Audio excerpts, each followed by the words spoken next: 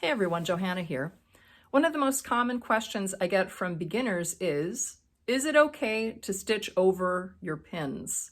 The short answer is no, but I do have an exception to that rule.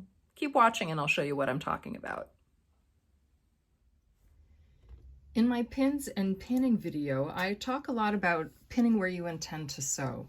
So in my sample here, I am set up to work with a 1/2 inch seam allowance, and on this machine I have used a couple of post-it notes and I have taped them in place just to give myself a larger, longer visual for my seam allowance. So that is already set up with my 1/2 inch seam allowance. So if I have a pin where I intend to sew, my pins are going to be in my way as I sew my seam. So what I do is, as I'm beginning, I can start back here. My pin is very close to my presser foot. That is okay. So I can go ahead and lower my presser foot. Now I can take this pin out of the way and put it in my dish. And every time I begin a seam, I hang on to my thread tails and I can begin to sew. So let's just go ahead and sew a bit. Okay, if I am using a back stitch, I'm going to go ahead and back stitch now. A couple of stitches is enough.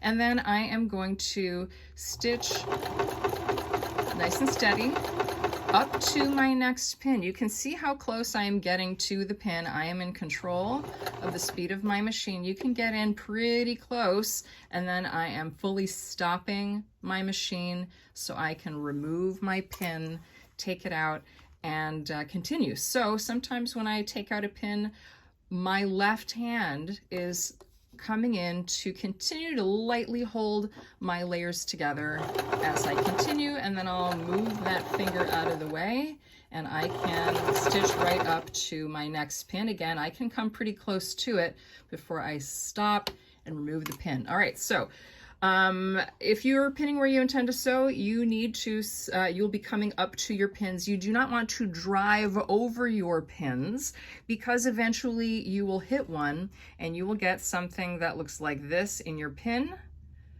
like that, and you will break your needle. And really, everybody, your machine is meant to sew through fabric, not to have metal striking metal.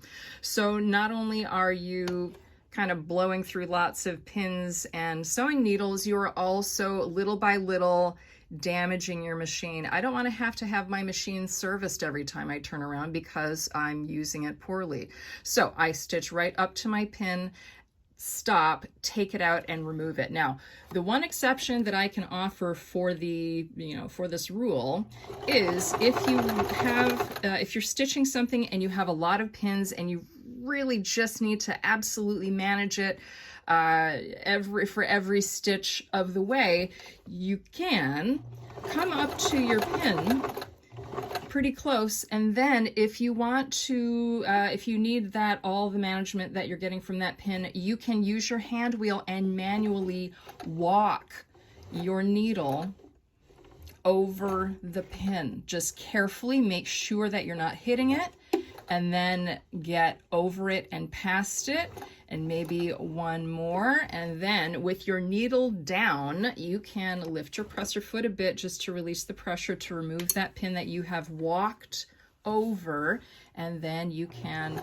stitch up to the next one. All right, so that is my one exception. You can sew over your pin, but I am walking it with my hand wheel and I'm being very deliberate about it, so I am not going to